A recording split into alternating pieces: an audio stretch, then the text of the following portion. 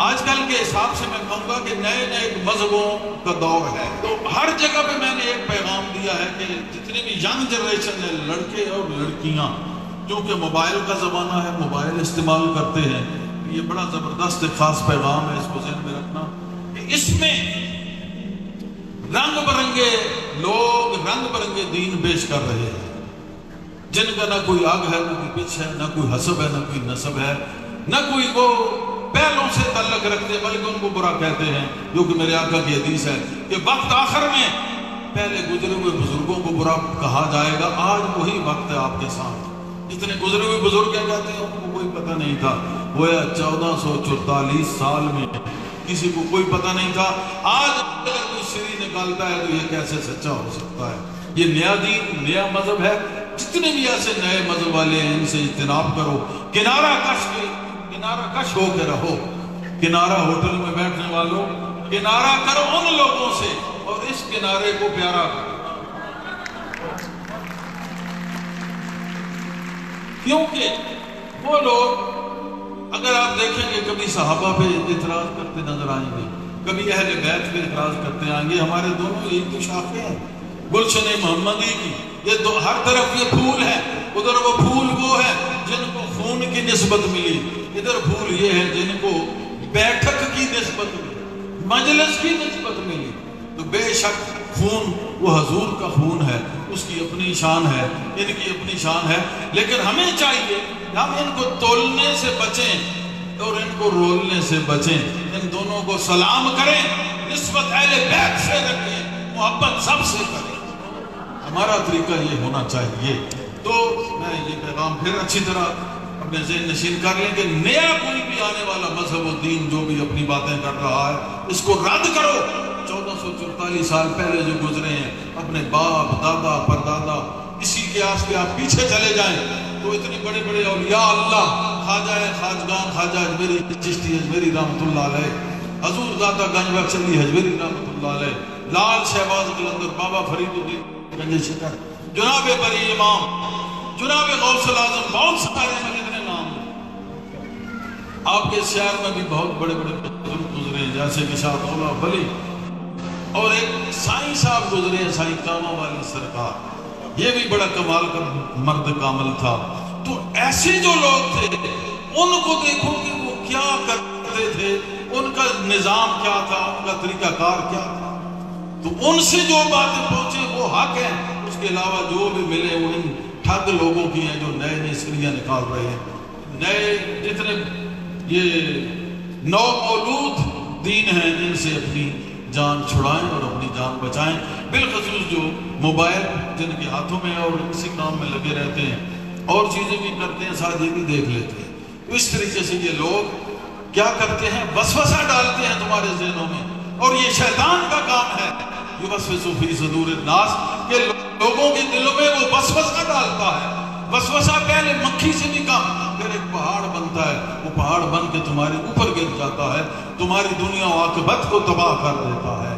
تو اس طریقے کو سمجھیں جو حضور صلی اللہ علیہ وسلم، اہل بیت صحابہ اور اولیاء اللہ کا جو طریقہ ہے وہی اصل طریقہ ہے۔ انعمت علیہم کے تحت جن پہ انعام ہے ہم ان کے فالوور ہو سکتے ہیں، آج آنے والے انعمت علیہم میں نہیں آتے۔ انعمت علیہم والے وہ تھے جن کی ایک نظر اکثیر سے مردے اٹھ کے چلے۔ جب میرے غوث نے کہا، ایک مناظرہ ہو رہا تھا، عیسائی کہتے تھے ہم سچے ہیں، مسلمان کہتے تھے ہم سچے ہیں، تو میرے غوث نے کہا کہ ہاں، تو اس نے کہا کہ کیا فرق کیا ہے؟ انہوں نے کہا ہمارا نبی جو ہے بہت طاقت والا تھا، مردے زندہ کرتا تھا۔ تو اس نے کہا ٹھیک ہے، حضور کو سیادت نے کہا کہ میں اس نبی کا ادنا سا خادم، اگر یہ کام میں کر دوں تو پھر ہمارا نبی اعلیٰ یا تمہارا نبی اعلیٰ؟ اس نے کہا ٹھیک ہے۔ قبرستان میں لے گیا، وہاں ایک قبر تھی، جناب نے دیکھا قبر کا حال تھا، کشف ہوتا ہے، کشف القبور، اس سے مردان خدا کو قبر کے حالات پتہ چلتے ہیں۔ بہرحال جو اہل علم ہیں وہ یہ جانتے ہیں، چونکہ ہم اپنی کتب کا مطالعہ نہیں کرتے، اپنی مسلک کا مطالعہ نہیں کرتے، اپنے مشرب کا مطالعہ نہیں کرتے، شیخ سے جتنی صحبتیں ہوں اس میں سے ہر قسم کا علم ملتا ہے، علم ظاہر بھی، علم طریقت بھی، اور معرفت و حقیقت کے بعد علم قلندری بھی ملتا ہے، مگر کاش کہ اگر کوئی لینے والا ہو۔ لوگ پوچھتے ہیں تیرے مے خانے کا پتہ ساقی، میں تو کہتا ہوں تیرے شہر کا پانی بھی نشہ دیتا ہے۔ حضور غوث اعظم رضی اللہ عنہ انہوں نے کہا کہ اگر پتہ کرنا ہے کہ نبی کس کا معتبر ہے، پاورفل ہے، تو میں تو خادم ہوں، اگر یہ کام میں کر دوں۔ چلے گئے قبرستان میں، نظر سے دیکھا، کہا کہ جو یہ کام کرتا تھا وہ کرتا ہوا اٹھے ایسی طرح۔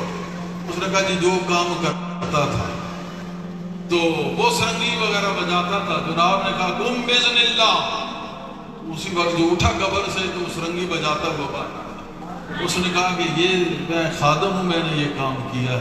وہ مان گیا اور مسلمان ہو گیا۔ تو اس قسم کے لوگ ہیں، ان کو جھٹلانے والے کیا وہ سچے مسلمان ہیں؟ جو اپنے مسلمان ہیروز کو، جنہوں نے اسلام کو پھیلایا، آج ہم تک اگر پہنچائے تو ان لوگوں کی مرہون منت، ان لوگوں نے تو آج بھی مسلمانوں کو کافر بنانے کا ٹھیکہ اٹھایا ہوا ہے۔ تو ایسے لوگوں سے اپنا دامن صاف رکھیں، بچائیں، اللہ کا ذکر کریں۔ بے شک اگر کہیں کوئی بھی بیعت نہیں، میں یہ نہیں کہتا، میں بالکل یہ نہیں کہتا، میں یہ کہتا ہوں کہ الگ بیٹھیں، اللہ کا ذکر کریں، نبی کریم پہ درود و سلام بھیجیں۔ ایک وقت آئے گا اللہ کی مدد سے، رسول کی نظر سے ایک ایسی قوت آپ میں آئے گی، جذبہ، کہ اللہ پاک خود تمہیں اٹھا کے کسی اپنے خاص بندے تک پہنچا دے۔ اور ایسا ہوتا ہے، لیکن ان کے ساتھ ہوتا ہے کہ تھا جن کے مقدر میں نظارہ تیرے در کا، اللہ نے بنایا اس کو پیارا تیرے در کا۔ یہ ان کے مقدر میں ہوتا ہے۔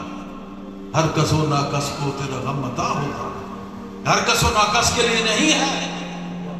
انجیر جو ہے یہ بلبل کی غذا ہے، عام پرندوں کی نہیں۔ یہ جو کہنا ہے زیور ہے فقر کا، یہ عام کے لیے نہیں ہے، خاص کے لیے بھی نہیں، یہ خاص الخاص لوگوں کا تحفہ ہے جو اللہ کی بارگاہ سے عطا کرتا ہے، نبی کریم کے توسل سے اور اپنے مرشد کریم کی نظر سے، اس کی صحبت سے۔ اس کے علاوہ یہ ناممکن ہے۔ طریقت بغیر شیخ کے ہلاکت کا راستہ ہے۔ میں نے دیکھا ہے بہت سارے عامل اور بہت سارے بغیر شیخ کے چلنے والے گمراہ تو ہوئے ہیں، کبھی راہ کو پا نہیں سکے۔